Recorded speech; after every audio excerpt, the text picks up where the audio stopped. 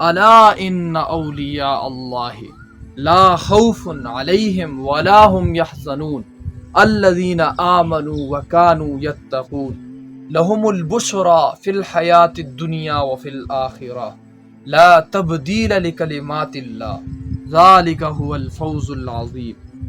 یاد رکھو کہ جو اللہ کے دوست ہیں ان کو نہ کوئی خوف ہوگا نہ وہ غمگین ہوں گے۔ یہ وہ لوگ ہیں جو ایمان لائے اور تقوی اختیار کیے رہے، ان کے لیے خوشخبری ہے، دنیاوی زندگی میں بھی اور آخرت میں بھی اللہ کی باتوں میں کوئی تبدیلی نہیں ہوتی۔